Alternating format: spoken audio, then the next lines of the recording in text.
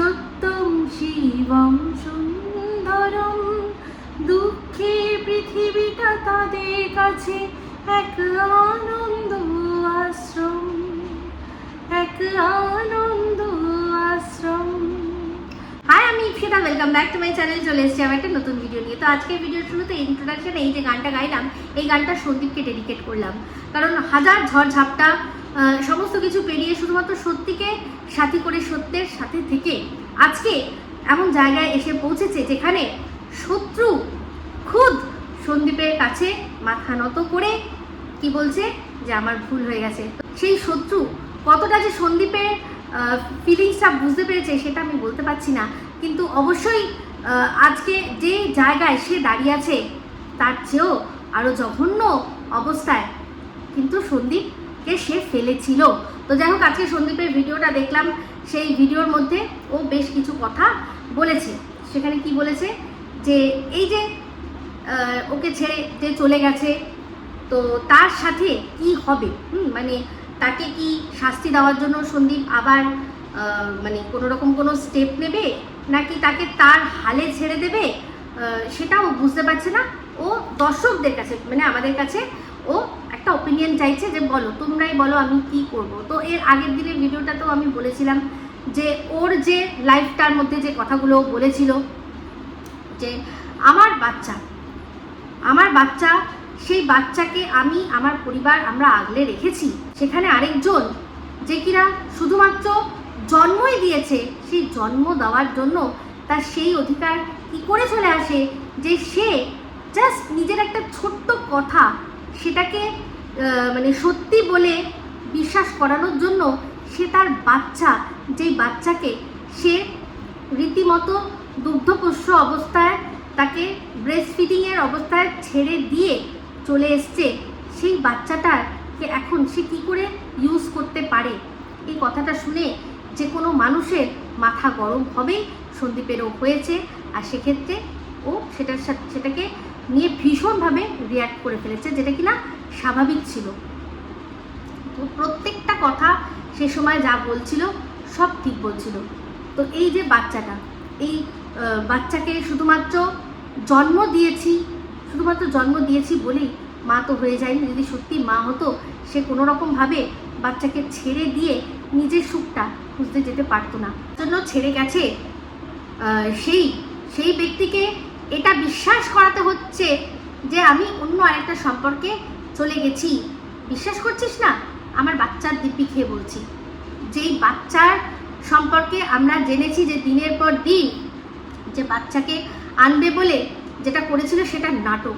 প্রত্যেকটা মানুষ আমরা তখনই বুঝেছিলাম। আর এই নাটকটার পেছনে যে এই একজন যাকে বক বলে আমরা জানি, তারই হাত আমরা সবাই বুঝতে পারছিলাম যে এই মেয়েটি কাঁচা বয়স হতে পারে, পাকা বুদ্ধি রাখে, সবই রাখে, কিন্তু পলিটিক্স যাকে বলে সেগুলো কিন্তু বোঝে না। কোনটাতে দর্শকদের মন আর কি বিগলিত হবে, সেই বুদ্ধিগুলো কে দিয়েছিল না এই বুড়ো ঝিঙে, যার মুখটা বুড়ো ঝিঙের মতো, মুখের মধ্যে যে একটা ছাপ পড়ে গেছে।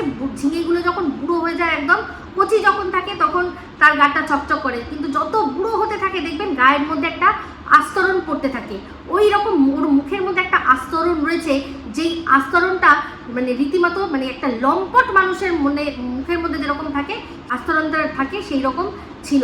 আর সেই বুদ্ধি দিয়েই সে কি করেছে না টিমকে এই বলেছে যে এইগুলো কর, যে এই যে বাচ্চার জন্য আমি আংটি কিনছি, বাচ্চার জন্য আমি জামা কিনছি, এই বাচ্চা এলো, ওই বাচ্চা এলো।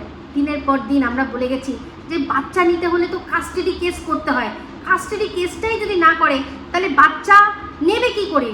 কোনো রকমভাবে এটা সম্ভব নয়। তাও দিনের পর দিন মানুষকে বোকা বানিয়ে গেছে। তো এইগুলো টিম সত্যি পাপ করেছে। দেখুন, নিজে ভালো থাকা বা নিজেকে ভালো রাখার যে অধিকার বা দায়িত্ব সমস্ত কিন্তু নিজে তুলে নেওয়া কোনো অপরাধ নয়, কোনো অপরাধ নয়। এই যে আমরা বলি কথায় কথায় বলি যে পাগলেও নিজের ভালো বোঝে, তার মানে নিজের ভালো বোঝাটা কিন্তু কোনো মানে অন্যায় নয়, কোনো অপরাধও নয়। কিন্তু নিজে ভালো থাকবো বলে অন্যকে পিষে দিয়ে আমি চলে যাব, এইটা কিন্তু অন্যায়। যে জিনিসটা টিন করেছে, যেই জন্য ওকে কোনো দিনও সাপোর্ট করতে পারিনি।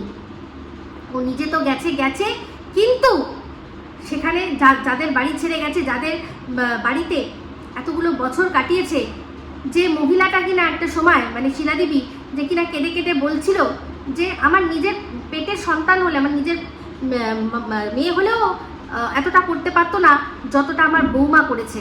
সত্যি কথা, আজকের ডেটে সেটা রিভার্সে, যে নিজের পেটের সন্তান যা অপমান করেছে প্রচুর অপমান করেছে, তারও এক কাটি ওপরে গিয়ে এই পরের সন্তান, পরের মেয়ে, বৌমা, সে আরও বেশি করে দিয়েছে।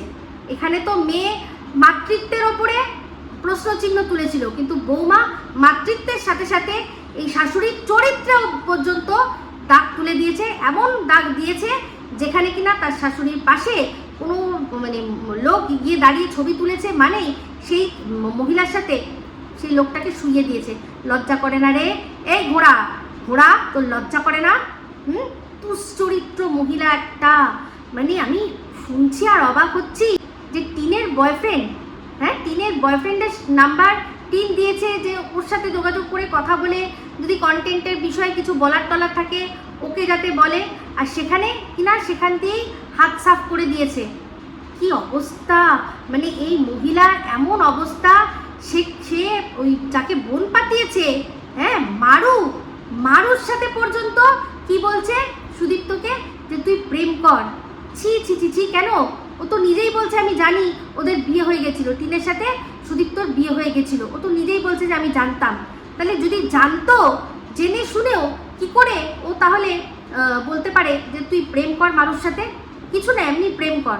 মানে কি বিষয়টা, যে একসাথে যাচ্ছি, ঘুরছি, বেড়াচ্ছি, 3 জন হলে কেমন একটা লাগে না? 3 তিগারা কাম বিগারা, 4 জন হলে বেশ ভালো হয়, কাপল হয়। তাহলে আমরা একটা কাপল, ওরা একটা কাপল, 2 কাপল মিলে আমরা বেশ ফোরসাম মজা করব। এই তো হচ্ছে আসল বক্তব্য। ওর আসল কাচ্চা চিটটা সমস্ত মানে দর্শকদের সামনে চলে আসে। এই জন্যই ও দিনের পর দিন যত পরকীয়ারত মহিলা আছে তাদেরকেও সাপোর্ট করে, কারণ ও নিজে মনে প্রাণে এই জিনিসটা করে। যে জন্য কিনা আমরা শুনেছি যে 10 বছর নয়, 7-8 বছরের ছোট ওর যে প্রেমিক, ওর থেকে 7-8 বছরের ছোট, নিজের মুখে স্বীকার করেছে। ছি ছি ছি ছি, এত নোংরা মহিলা, এত দুশ্চরিত্র, মানে ভাবা যায় না। ও আবার অন্যকে 49 বলে। ইস, ও 49 বলতে মনে পড়ে গেল যে 49টা কিন্তু মানে সত্যি শুনলাম সুদীপ্তও নাকি টিনের সাথে প্রেম করার সময় 49 রুপিস রিচার্জ করে দিয়েছে। এই 49 দিয়েই অনেক কিছু হয়, তাই না? তো যাই হোক, এই 49 করে একজনের চরিত্র হনন দিনের পর দিন করেছে, আর পরে আবার এখন সেটা নিজে ঢাকছেও। অবশ্য ঠিকই আছে, যার নিজের সম্মানের ঠিক নেই সে আর অন্যকে সম্মান দেবে কি করে, তাই না? তো এই হচ্ছে আসল বিষয়, যে নিজে এত নোংরা চরিত্র বলেই সবার চরিত্রের মধ্যে ও দোষ খুঁজতো। যখনই ওর ওই কিমা দিদিকে দেখেছে ব্যাগ গুছিয়ে বেরোতে, তখনই ও বুঝে গেছে যে নগর কীর্তন করতে যাচ্ছে। আর যেহেতু তখন নিজে নগর কীর্তন করার ও পারমিশন পেত না, বা কোনো রকমভাবে কোনো পারমিশন ঠিক না, ও পারমিশনের ধার দেয় না, শুধুমাত্র ওর ওই যে পোষ্যটা আছে না, ওই পোষ্যটার একটা ব্যবস্থা করতে পারতো না, সেই জন্য ও নগর কীর্তন করতে যেতে পারতো না। মাঝে মাঝে ওই যেত, সেটা আমরা জানি কোথায়, কোনো একটা স্টেশনে যেত, ব্যারাকপুর না কোনো একটা স্টেশনে গিয়ে ফোন করতো, হ্যাঁ মা বেরিয়েছে বাড়ি থেকে, মা বেরোলে আমাকে বলো, আমি চলে আসবো, টুক করে চলে আসবো। হ্যাঁ, এই তো করেছে নোংরা মেয়ে ছেলে। যেখানে বান্ধবী বাড়ির ফ্ল্যাটের লোকরা বান্ধবীকে বলছে যে তুমি না থাকার সময় তোমার বান্ধবী তোমার বাড়িতে আসে কি করতে, তোমার ছেলে থাকে সে সময় তোমার বান্ধবী আসে কি করতে। এইরকম নোংরা চরিত্রের মহিলা আবার উচিত অন্য কারোর চরিত্র নিয়ে কথা বলা? এখন দেখছি ভিডিও করছে, মানে বুঝতে পারছি শুধুমাত্র পয়সার দরকার, সেই জন্য দাঁতে দাঁত চেপে ভিডিও করছে, কিন্তু ভিডিও করতে ইচ্ছা করছে না। এখন অন্য একটুখানি নগর কীর্তন অনেক দিন বেরোনো হয় না, মনটা ছটপট করছে। আর এই যে বরকে প্রপ করে একটা শর্ট ভিডিও করে, তার কিছুই নয়, ওই নাগরকে দেখানোর জন্য যে আমাকে তুমি ভাও দিচ্ছ না, এই দেখো আমার এই যে আছে, এই যে এটাকে খাম্বাটাকে দাঁড় করিয়ে এই খাম্বার উপরে ঠ্যাং তুলে আমি কিন্তু ইস্যু করতে পারবো, সেটাকেই রিলস বলে দর্শকদের সামনে চালাতে পারবো। যেরকম কিনা মনে আছে বলেছিল একজনকে যে আমাকে একটু ভালোবাসার মেসেজ পাঠাবে, সেটা দিয়ে আমি অন্য একজনকে জ্বালাবো যে দেখো আমার কত কত আমার ডিমান্ড। হ্যাঁ, ও তো সেলফ অবসেস মানুষ, আর সেটা দেখে এই যে পাঠিয়েছে ওকে এই ধরনের মেসেজ, সে বোঝেনি যে কতটা সেলফ অবসেস। একটা সামান্য গানের প্রশংসা করলেই ও আত্মহারা হয়ে যায়, সেখানে ওর লুকসের প্রশংসা করেছে। ওই যে নতুন একটা লুকস দেখে কচি হয়ে গেছিল, সেই কচি হয়ে গেছে সেটার তারিফ করে, ওর তারিফ করে কমেন্ট একটা মেসেজ করেছে, সেটা দেখেও পাগলা হয়ে গেছে। বলছে আমাকে এত ভালোবাসো, আমাকে নিয়ে তুমি এইরকম ফিল করো। হ্যাঁ, সেই জন্যই একদম চলে গেছে 500 টাকার এসি রুম, 500 টাকার এসি রুম, তাতে গিয়ে দেখা করে এসছে, তাই না? তো যাই হোক, এর সম্পর্কে মানে এত নোংরা নোংরা কথা শুনছি, সমস্ত শোনার জন্য বসে রয়েছি আরও। তো আর বলবো তো যে যারা আছে, যারা সত্যি পরকীয়াকে ঘেন্না করো, তারা একে এক্সপোজ করো, কারণ এ শুধুমাত্র এই পরকীয়াকে প্রমোট করতেই পারে। যাই হোক, ভিডিওটা শেষ করে দেবো, কিন্তু শেষে যে কথাগুলো সন্দীপ বলল যে তোমরাই বলো যে কি করব, আমার ছেলে সে বড় হয়ে ঠিক করবে যে কি হয়েছে, মানে ওর সাথে যে অন্যায়গুলো হয়েছে, কারণ অন্যায়টা তো ওর সাথেই সবচেয়ে বেশি হয়েছে। তো অ্যাকচুয়ালি এখন বিষয়টা যে কথাটা সন্দীপ বলল সেটার সাথে আমি সম্পূর্ণ সহমত। আমিও চাইবো যে বেশিরভাগ দর্শকরা কি বলছে সেটাকেই আর কি গুরুত্ব দেওয়া হোক। এমনিতে এটা সত্যি কথা যে মা হয়ে ছেলের সাথে সবচেয়ে অন্যায় করেছে টিম, কিন্তু সন্দীপের সাথে যেটা করেছে সেটা অপরাধ করেছে, কারণ সেটা কিন্তু আইনত দণ্ডনীয়। একজনের সাথে বিবাহিত বন্ধনে আবদ্ধ থেকেও আরেকজনের সাথে বিয়ে করে নেওয়া, সেটা আইনত অপরাধ। তো সেই অপরাধে যদি শাস্তি দিতে হয়, সেটা সন্দীপকেই নির্ধারণ করতে হবে। অবশ্যই সবার সাথে আলাপ আলোচনা করে আমি আগেও বলেছি যে সন্দীপকেই ঠিক করতে দেবো। আমি বলবো না যে ও শাস্তি দিক না, ও শাস্তি দেবে না, কারণ এই যে শাস্তি দেওয়ার জন্য যে দৌড় ঝাঁপ আইন আদালত, সেগুলো কিন্তু সন্দীপকেই করতে হবে। মানে সকালবেলা থেকে উঠে যেদিন কেসের ডেট পড়বে, তাড়াতাড়ি কাজকর্ম সেরে বাচ্চাকে সব সামলে ওকেই কিন্তু কোর্টে দৌড়াতে হবে। আমি কিন্তু সে সময় ওর সাথে কোর্টে দৌড়াতে পারবো না। তাই আমার পক্ষে যে হ্যাঁ করো করো করো করো এটা বলাটা খুব সহজ, কিন্তু যদি শাস্তি নির্ধারণ করতে হয় তাহলে সন্দীপকেও কিন্তু সেই এফর্টটা দিতে হবে। সেইটা দেওয়ার জন্য সন্দীপ প্রস্তুত কিনা, যে হ্যাঁ যতদূর যা হোক আমি লড়বো, আমার যতদিন দৌড়াতে হয় আমি দৌড়াবো, এইগুলো কিন্তু তার উপর পয়সার ব্যাপারটা তো অবশ্যই রয়েছে। তো যদিও সন্দীপের এখন লিগ্যাল টিম যেভাবে কাজ করছে, সন্দীপকে সবচেয়ে মিনিমাম যে খরচাটা সেটাই করতে হচ্ছে, কিন্তু তাও করতে হচ্ছে। আর খরচার থেকেও বড় কথা হচ্ছে গিয়ে নিজের দৌড়ঝাঁপ, সেটা সন্দীপকেই ঠিক করতে হবে যে তার জন্য তার যে লিগ্যাল ওয়াইফ তাকে শাস্তি দেওয়া হবে কিনা। আর রইল গিয়ে সোনা বাবার কথা, হ্যাঁ সোনা বাবা যখন বড় হবে তখন সোনা বাবা বুঝে নেবে, ওর সাথে যে অন্যায়টা হয়েছে সেটা আলাদা, আর সন্দীপের সাথে যেটা হয়েছে সেটা সম্পূর্ণ আলাদা। ঠিক আছে, সন্দীপের সাথে যেটা হয়েছে সেটার জন্য আমাদের সংবিধানে আইন রয়েছে, সেই আইন অনুযায়ী শাস্তি বিধানের জায়গা রয়েছে। সোনা বাবার সাথে যেটা হয়েছে সেটার জন্য সংবিধান কিছু বলে দেয়নি। সেই মহাভারতে কুন্তির সময় থেকে, কুন্তি যে বাচ্চাকে ছেড়ে চলে গেছিল, সেই সময়ও যেখানে কিনা বাচ্চার মানে এমন অবস্থা যে মা নিজে যদি তখন স্বীকার করে নেয় বাচ্চাকে যে হ্যাঁ এটা বাচ্চারও কিন্তু উপর আঙুল সারা জীবন করবে কি না, সে একটা অবৈধ সন্তান। আর মায়ের ওপরও থাকবে কি যে সে বিয়ের আগে মা হয়েছে, সে কুমারী মা।